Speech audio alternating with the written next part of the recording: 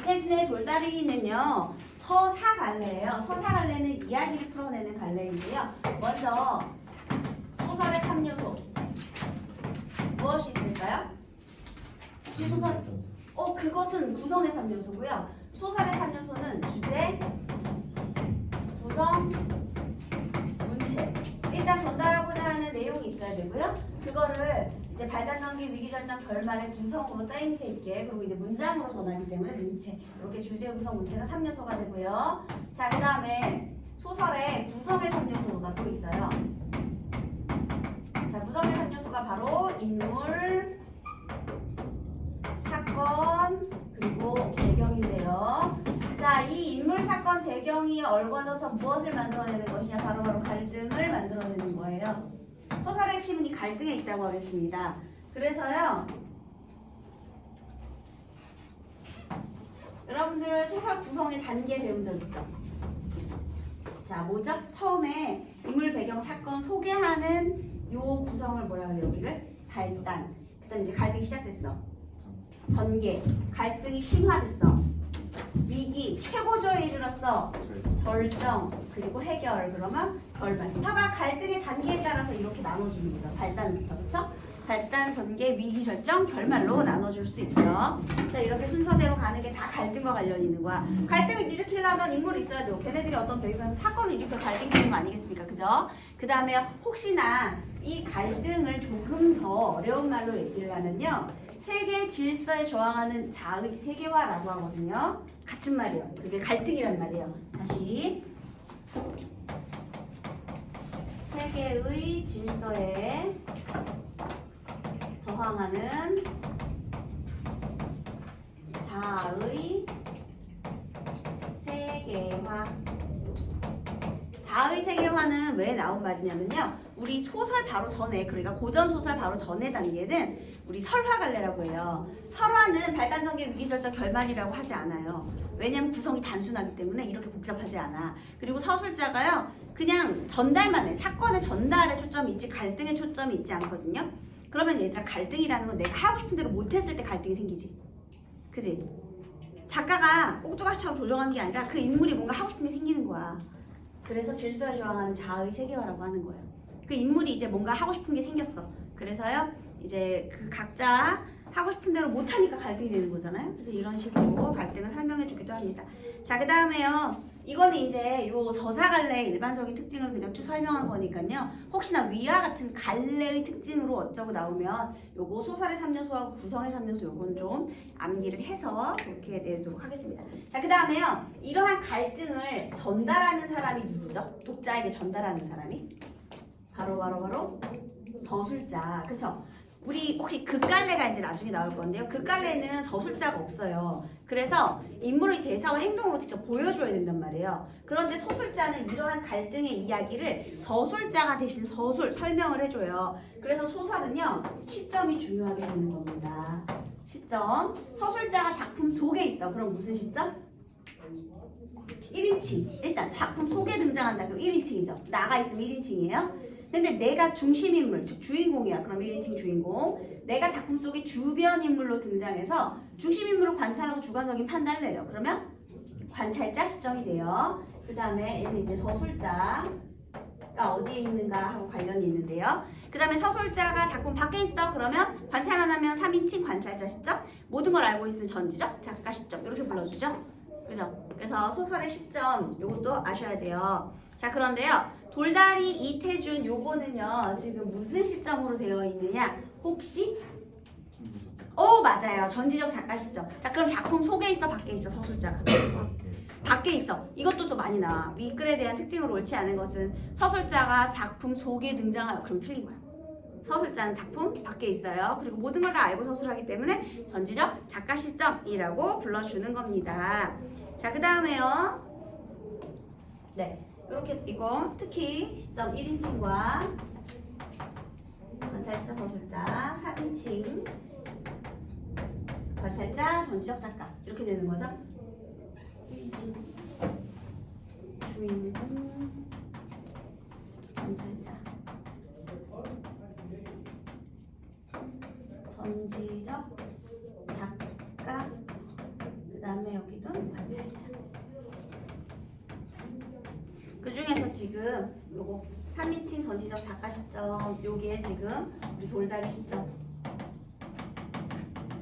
되겠습니다. 작품 밖에서 모든 것을 알고 서술하고 있어요. 자, 그러면 우리 이제 돌다리라는 소설을 구체적으로 한번 설명을 해보도록 하겠습니다. 거기 149페이지에요. 이런 게 써 있어요. 서사갈래의 구성 요소. 이거 구성 요소지 얘들아. 소설의 3요소가 아니라. 그치? 그래서 인물, 사건, 배경 이렇게 되어 있어요. 그래서 요거 소설에 대한 특징도 알아두셔야 되겠습니다. 자, 이제 돌다리를 한번 봅시다. 정거장에서 샘말 십리길을 내려오노라면 반이 될락말락한 데서부터 샘말 동네보다는 그 건너편 산기 쓰게 놓인 공동묘지가 눈에 뜨인다. 창섭은 잠깐 걸음을 멈추고까지 바라보았다. 여러분 여기서 주인공이 이제 창섭이거든요. 근데 창섭이 지금 정거장에서부터 출발을 하고 있죠.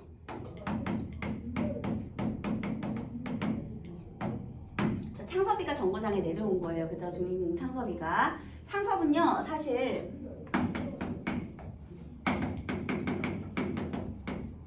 얘는 서울에서 사는 서울의 의사예요.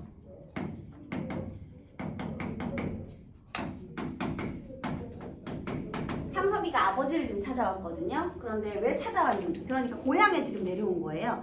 왜 그런지는 한번 읽으면서 보도록 하겠습니다. 그런데요, 샘말. 아, 여기 동네가 샘말인가 봐. 그죠? 샘말의 농민. 이렇게 되겠습니다. 그런데요, 십리길을 내려오다가 얘가 갑자기 지금 걸음을 멈추고 어디를 보는 거죠? 공동묘지를 멈추고까지 바라본다라는 건 의도를 가지고 바라본 거예요. 그럼 뭔가 사연이 있네. 봄에 올 때 보면 진달래가 불부터 피어 올라가는 야산이다. 지금은 단풍철도 지나고 느릿해 대한 가닥나무들만 묘지를 둘러 듣지 않아도 적막한 버스럭 소리만 울릴 것 같았다. 그러니까 이 꽃이 예뻐서 쳐다본 건 아니라는 거죠. 왜냐면 지금 계절이 언제야? 초겨울이네. 단풍철도 지났으니까요. 그지? 그 다음에요. 어느 것이라고 집어낼 수는 없어도 창옥의 무덤이 어디쯤이라고는 짐작이 된다. 사실 있잖아요. 창옥은요. 창섭의 나이 차이가 많이 나는 어린 여자 동생이에요.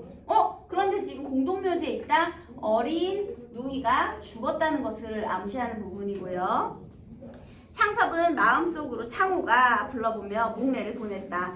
다만 온이뿐으로 나이가 훨씬 떨어진 누이였었다. 지금도 눈에 선하다. 자기가 마침 방학으로 와 있던 여름이었다. 창욱은 저녁 먹다 말고 갑자기 복통으로 뒹굴었다.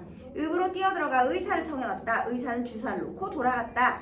그러나 밤새도록 열은 내리지 않았고 새벽녘엔 아파하는 것도 도해갔다. 다시 의사를 데리러 갔으나 의사는 바쁘다고 환자를 데려오라 하였다. 아, 이 의사 권위적이네. 그지?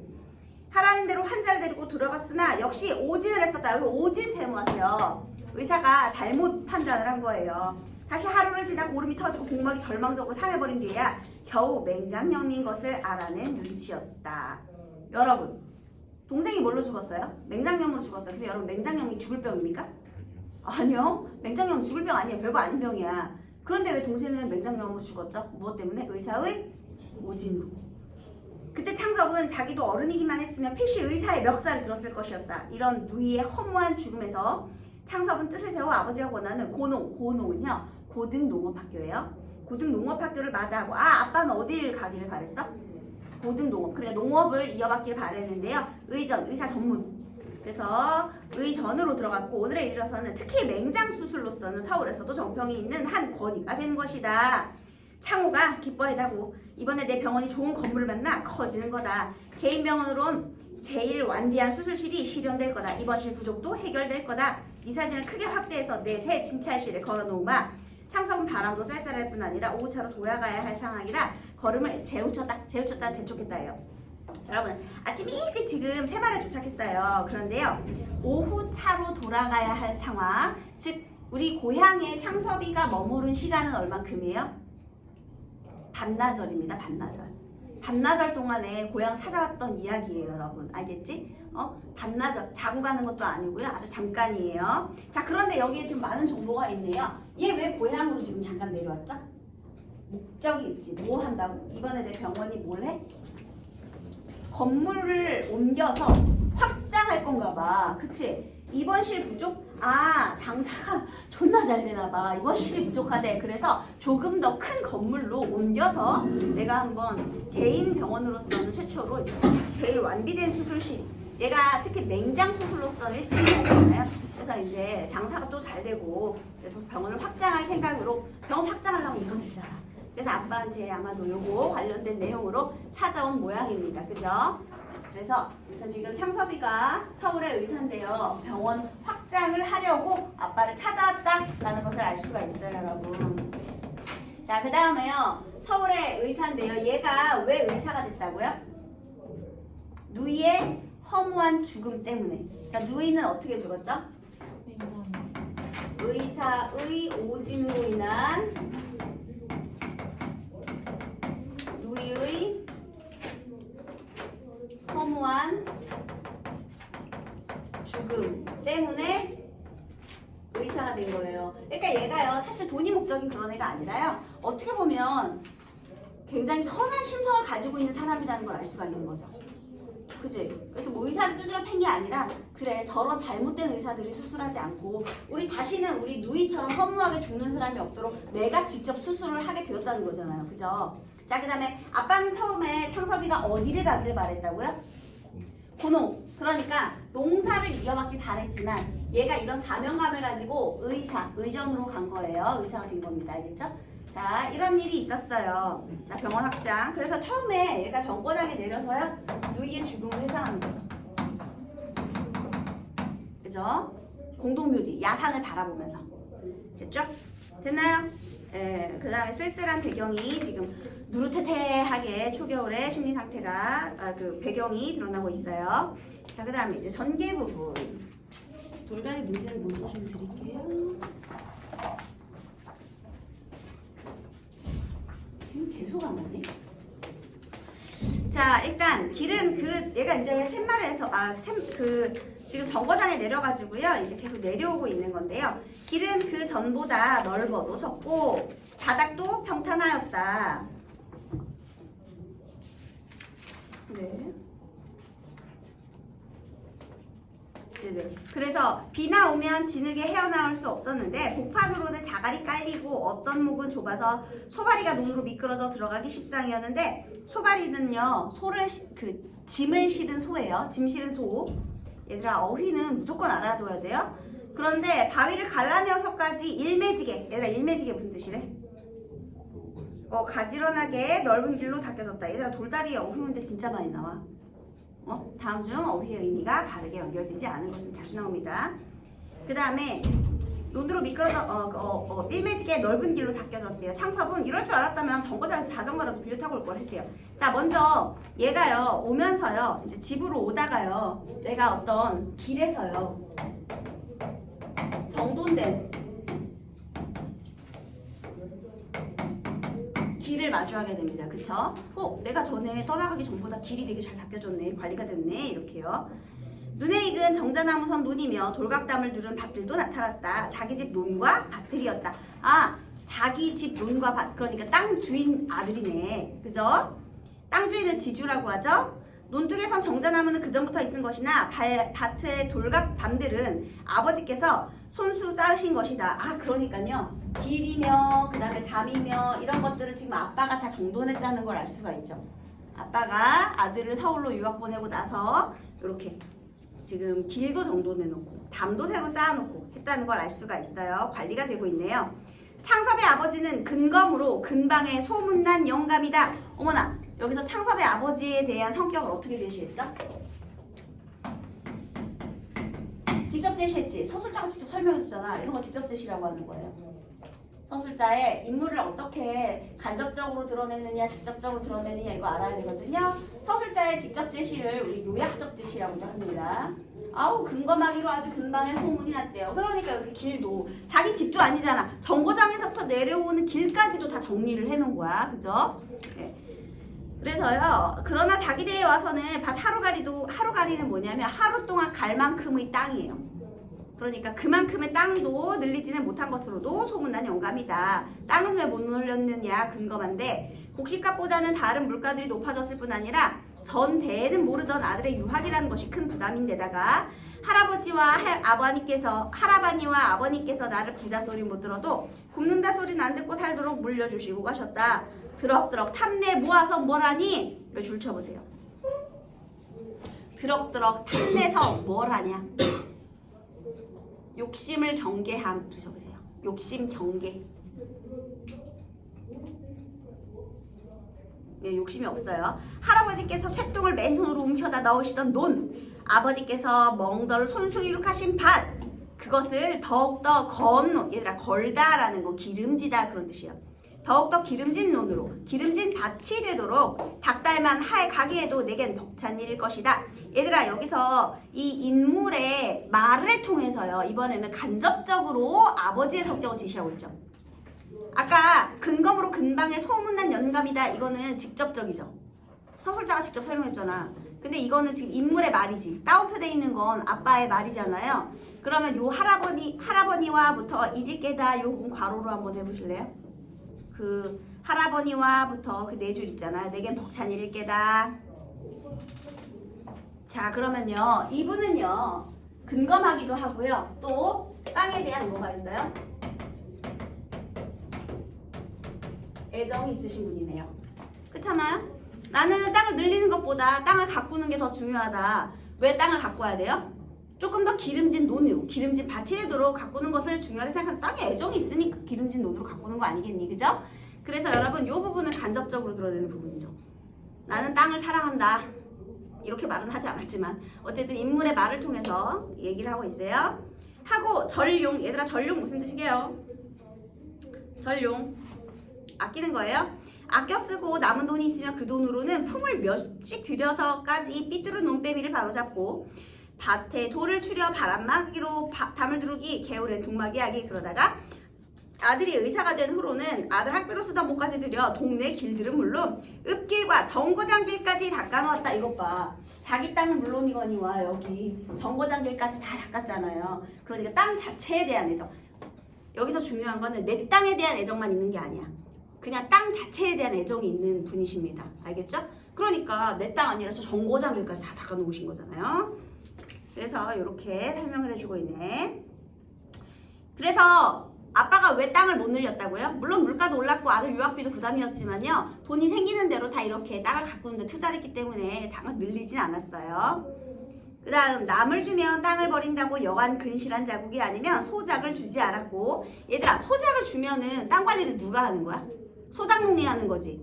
그래서 아빠는요 소작을 주지 않아요. 자 농민인데요, 자작농이에요. 지주인데 내가 보통 땅을 갖고 있으면 소작을 주지, 내가 직접 농사를 안 하거든요. 힘드니까. 그렇잖아? 그런데 소작은 주지 않아. 왜냐하면 내 땅 내가 관리하니까. 땅 주인인데도 불구하고 내가 직접 관리를 하는 거예요. 소작 안 줍니다. 그래서 자농으로 이렇게 했대요. 소를 2필이나 메고 일꾼을 3명씩이나 두고 적지 않은 전답을 전부 자농으로 버텨왔다. 실속이 타작만 못하다는 둥, 일꾼 셋이 저희 농사에 가지고 나간다는 둥, 이해만을 따져 비평하는 소리가 많았으나 창섭이 아버지는 땅을 위해서는 자기의 이해만으로 타산하려 하지 않았다. 그러니까 땅에 대해서는 이해타산적인 태도를 가지고 있지 않았다는 거죠. 이와 같은 임자를 가진 땅들이라 곡식은 거둔 뒤 그루만 남은 논과 밭이 돼 그 바닥들의 고름, 그 언저리들의 바름, 흙의 부드러움이 마치 시루떡 모판이나 대하는 것처럼 누구의 눈에나 탐스럽게 흐뭇해 보였다. 이런 땅을 팔기에는 아무리 수입은 몇 배가 더 나은 병원을 늘리기 위해서나 아버지께 미안하지 않을 수 없었다. 아하! 지금 왜 찾아왔어요? 땅을 팔려고 찾아왔죠. 자, 얘가 지금 여기 고향에 잠깐 찾아온 이유는요, 땅을 팔아 그 돈으로 병원 확장,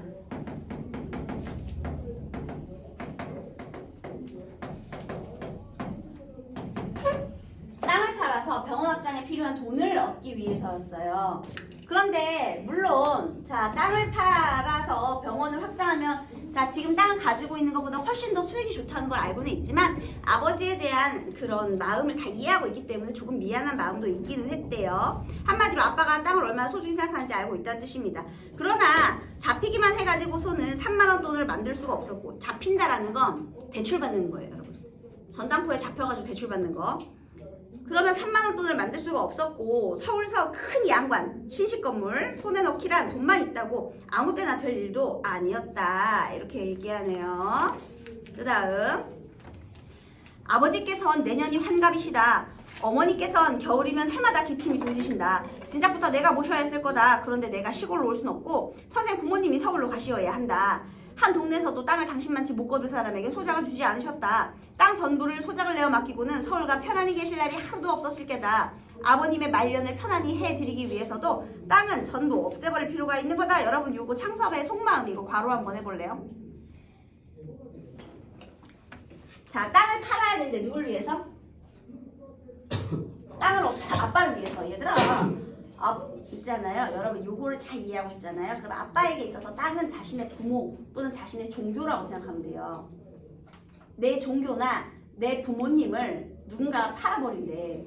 이거 돼 안 돼? 안 되지? 그러니까 이 아빠에게 있어서 땅은요 그냥 땅 자체로 애정이 있는 거거든요. 그러니까 그거를 잘 이해가 안 되면 부모님, 자식 아니면 종교 이런 걸로 한번 생각을 해보세요. 그러면 이해하기 쉬워질 거예요.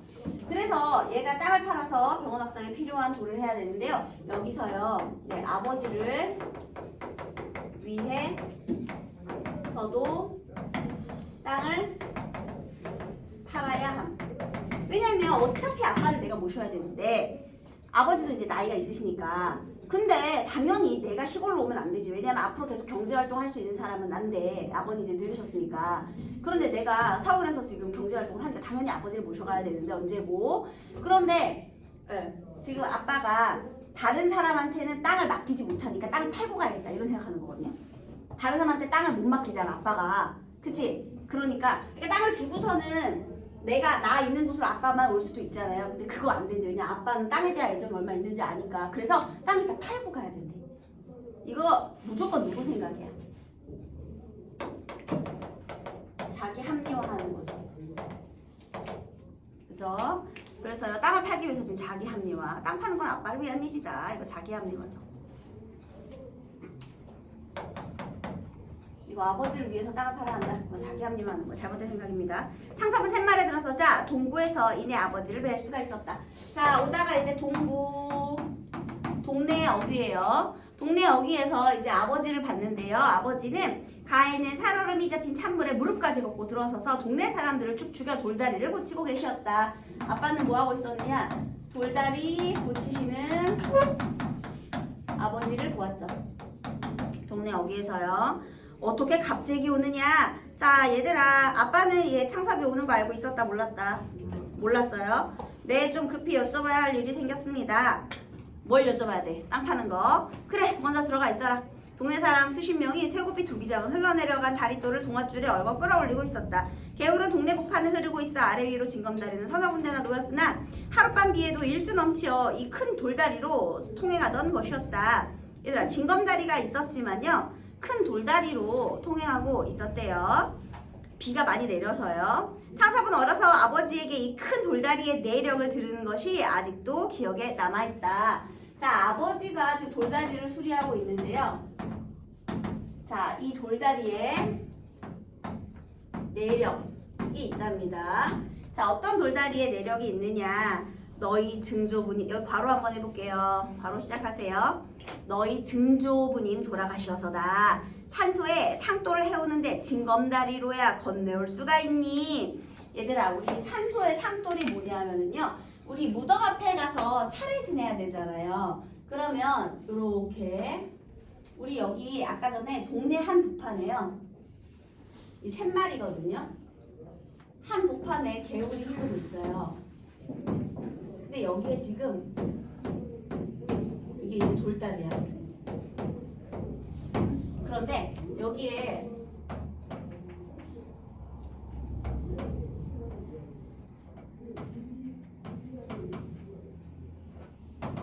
자, 이 무덤이 이렇게 있잖아요. 그러면 이게 산돌이거든요. 그러면 돌멩이 판이 커야겠지. 그럼 돌이 무겁겠지. 이런 거를 뭐 나무다리나 이런 걸로 하면 다리가 다 뿌개질 거 아니야, 무거우니까. 그러니까 아주 튼튼한 돌다리, 이걸 운반하기 위한, 상도를 운반하기 위한 돌다리가 필요했어요. 그래서요 여기서 증조부님이 돌아가신 다음에 조부님께서 다리부터 이렇게 넓고 튼실한 돌로 오신 거란다. 자, 돌다리는 누가 만드신 거예요? 창섭의 조부니까요. 창섭의 할아버지, 즉 아버지 아빠예요. 알겠니? 너희 조부님이니까. 조부가 할아버지거든요. 그러니까 아빠의 아빠. 그리고 창섭이한테는 할아버지. 그래서요, 증조부를 위해서 창섭의 할아버지인 조부가 만드신 거예요. 여기 증조부 무덤. 증조부의 상도를 위해서 조부님이 제작하신 돌다리라는 거죠. 이걸 위해서 만든 거예요. 아우, 효심이 깊은 내력이 있는 돌다리예요. 얘들아, 여기서 중요한 포인트는요, 이게 역사가 있다는 거야. 이런 역사가 있어. 그래서요, 돌다리의 이 내력을 설명하는 부분을 통해서요, 돌다리의 내력은 가족사의 일부다. 우리 가족의 역사가 있는 거잖아. 야, 그 얼마나 우리 조부님께서 효심이 깊었는지 말이야. 증조부님이 돌아가시고 커다란 상도를 놓기 위해서 이 다리까지 튼튼한 걸로 만드셨지 뭐니. 가족사의 일부죠, 여러분. 가족의 역사와 관련 있는 그런 돌다리였던 것입니다. 그러니까 가족사의 일부, 이제는 우리 가족의 일부예요. 그 후 5, 60년 동안 한 번도 무너진 적이 없었는데 몇 해 전 어느 장마엔 어찌된 셈인지 가운데 제일 큰 장이 내려앉아 떠내려갔던 것이다. 두께가 한 자는 C라고, 한 자가 30cm거든요. 폭이 6자, 그러면 182m, 길이는 10자, 3m 넘는 자연석 그대로라 여간 몇 사람의 힘으로는 손을 대일 염두도 나지 못하였다. 더구나 불과 수십 보 이내에 면에 보조를 얻어 난간까지 달린 한다하는 나무다리가 놓인 뒤이라 이 돌다리는 동네 사람들에게 완전히 잊혀버린 채 던져져 있던 것이었다. 여러분, 요거 되게 중요해요. 여기서요, 지금 나무다리와 돌다리가 서로 대비를 이루거든요. 원래 전통적인 다리는 나무다리가 아닌 돌다리였죠. 여기 나무다리와 돌다리. 자, 여기서 나무다리는요, 근대적 가치관의 상징이고요.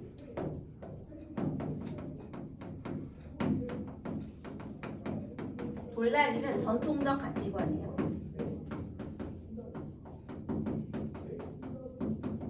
자, 여기는요, 끈끈한 유대감이 있는, 조금 힘들어도 유대감이 느껴지는 그런 다리고요. 여러 사람이 같이 일을 해야 되니까요. 여기는 편리하죠. 간편함, 그죠? 그래서 이런 건데요. 자, 우리 만들기 편리하고 사용하기 간편한, 수리가 간편한 이런 거. 하지만 잘 망가지죠. 편리하지만 잘 망가져. 쉽게 고칠 수 있어, 근데 대신. 그런데 얘는 튼튼하죠. 하지만 수리가 어려운. 뭐 당연히 이런 느낌이 있습니다. 그런데요, 사람들이 처음엔 돌다리를 쓰다가 점점 나무다리를 쓰게 됐대요. 자, 이 문장 굉장히 중요합니다. 얘가 신문물이고 얘가 전통적인 거거든요. 그러면 지금 전통적인 우리 문화가요, 우리 이 신문물에 의해 밀려나고 있는 시대적인 상황을 제시하는 거예요. 다시, 자, 지금 여기에 등장하는 시대적 상황.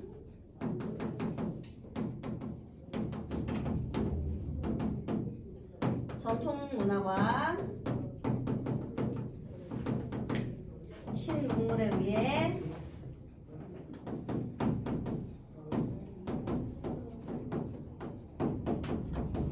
밀려나는 상황, 이것을 반영한 거예요. 근대화가 일어날 때 이 전통적인 가치들이 밀려나고 있는 그런 상황들을 이야기를 하는 것입니다. 됐죠? 네. 이게 지금 3, 40년대 소설이거든요, 여러분. 1930, 40년대. 그러니까 되게 옛날이에요. 그죠? 자, 그 다음에 넘어가서 집에 들어가니 어머니는 다리 고치는 사람들 점심을 짓노라고 역시 여러 명의 동네 옆편 애들과 허둥지둥거리고 계셨다. 그 다음에 집으로 이동한 거예요. 여러분, 여기서 내용 전개 방식도 하나 생각해 볼 수 있죠. 뭐냐? 공간의 이동에 따른 내용 전개.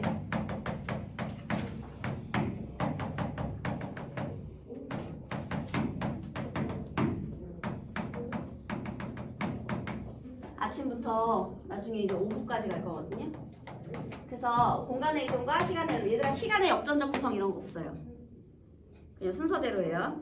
그 다음 선생님 그 창옥이 회상하는 장면 그거는요? 그건 회상한 거지 과거로 돌아간 거 아니야 얘들아. 그냥 잠깐 떠올린 거지 추억을. 네, 그 다음에요. 여기서 웬일인데 어째 혼자만 오느냐. 어머니는 손자 아이들부터 보이지 않음을 모르신다. 그러니까 엄마는 누구와 최애 관심사야? 손주들. 그래서 되게 가족애가 있는 그런 사람이라는 걸 알 수가 있죠. 오늘로 가야겠어서 아무도 안 데리고 왔습니다. 오늘로 갈걸? 뭐래 오늘? 자 엄마 뭐가 서운해 지금? 오랜만에 왔는데 빨리 간다니까 서운한 거예요. 그 다음에 인젠 어머니 거선 서울로 모셔갈 채비를 하러 왔다고. 헉, 서울로? 제발 아이들하고 한 데서 살아봤으면 뭐니 없겠다. 엄마는 서울 가고 싶어 안 가고 싶어? 가고 싶어. 왜? 땅 팔아서 돈 많이 벌려고? 아니 그럼 누구 때문에? 손주에 대한 애정 때문에. 그냥 가족들 모여 사는 게 좋은 거예요.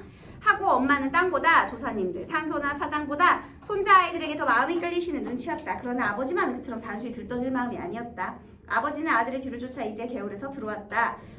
의사인 아들은 마치 환자에게 치료 방법을 이르듯이 냉정히 체견체견이 이야기를 시작했다. 자 여기 여러분 괄호하세요. 외아들인부터. 얘들아 아빠가한테 지금 창섭이가 아빠를 설득하는 장면 있죠? 얘가 땅을 팔아야 한다는 걸 이제 아빠한테 설명해야 되잖아요. 그치? 땅을 팔아야 하는 이유에 대해서 마치 환자에게 치료 방법을 이르듯이 의사인 아들이 얘기를 한대요. 그래서요 여기는요 자 땅 팔아야 하는 이유를 설명하는데요. 자 여기서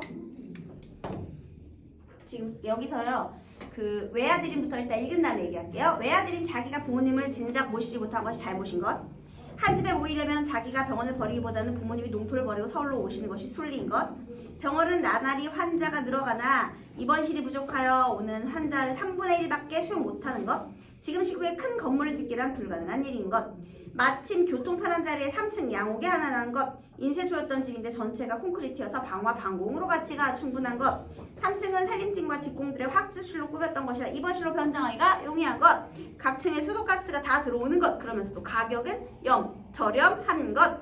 염화기는 하나 32,000원이라 지금의 병원을 팔면 15,000원쯤 받겠지만 그것은 새 집을 고치는 데와 수술실을 기계로 완비하는 데 다 들어갈 것이니 집값 32,000원은 따로 있어야 할 것. 시골에 땅을 둔 데야 1년에 고작 3,000원의 실리가 떨어질지 말지 하지만 땅을 팔아다 병원만 확장해 놓으면 적어도 1년에 10,000원 하나씩은 이익을 뽑을 자신이 있는 것. 돈만 있으면 땅은 이담에라도 서로 가까이 얼마든지 좋은 곳으로 살 수 있는 것. 괄호 닫으세요. 여기서요. 네, 선생님 괄호 묶으라고 했었죠. 길어가지고. 자, 이 부분은요. 지금 이유인데요. 여러분 이거 서술자가 인물의 말을 직접 인용한 거예요? 간접 인용한 거예요? 간접 인용했지. 자, 이것도 중요해요. 자, 이유를 설명하는데요. 서술자가 인물의 말을 간접 인용해서 요약 제시하는 겁니다. 요약적으로 제시를 했어. 자 그러면요 너네 직접 인용 간접 인용에서요 어떤 게 더 객관적이죠? 간접 인용이 객관적이야. 왜냐면 내 말로 다 바꾼 거잖아. 직접 인용을 해야 거기에 느낌표도 들어가고 다양한 표현 방법 그 느낌 그대로 살잖아요. 그러니까 하십시오, 하오, 하게, 해라, 해요 해체가 다 가능하잖아. 근데 여기는 다 해라체밖에 안 되잖아. 간단하고 요약적으로 제시할 수 있는 거예요. 그래서요. 자 여러분 여기에서 가치 판단이 배제돼 있어요. 요약 제시라는 건 가치 판단을 배제하라. 자 그 다음에 땅 팔아야 하는 이유는요. 이 아들은 실용적 관점으로. 실용적 관점이라는 건 뭐예요? 자, 이 아들은 땅을 무얼로 여기고 있어요? 자, 이 땅을요. 아들은요. 수단적, 도구적 가치로 여기고 있다는 걸 알 수가 있죠. 돈 있으면 땅은 다음에 다시 사도 되니까요. 얘들아, 그러면 부모님 잠깐 팔았다가 돈 있을 때 다시 사올 수 있어? 말도 안 되는 소리지. 근데 그건 이제 부모님이니까. 그런 걸 이제 우리가 본래적 가치라고 하는 거야. 아빠한테 땅이 그런 존재예요. 근데 아들은 어때? 그냥 팔고 살 수 있는 물건처럼 여기는 거죠. 그러니까 서로 가치관에 지금 차이가 있어요. 그래서 지금 이 부분은 그렇고요. 일단 아빠는 아들의 의견을 끝까지 들었어요. 그리고 점심이나 먹어라. 나도 생각해봐야겠다. 예, 일단 대답을 하지 않았습니다. 그 다음 대시 게을러다가 떨어졌던 다리도를 올려놓고 점심상을 받았답니다.